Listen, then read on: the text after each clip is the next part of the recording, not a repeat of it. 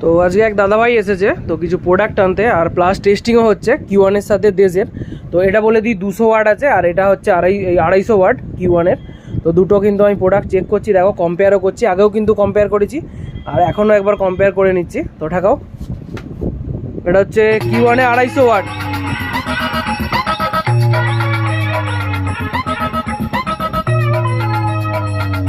তো এটা গেল Q1 এ 250 ওয়াট। এবার দেশ যা টাকা डाउनलोड फ्रॉम mixdunia.in सेंटर 7 बज से। ওটা হচ্ছে দেশে Q1টা দে।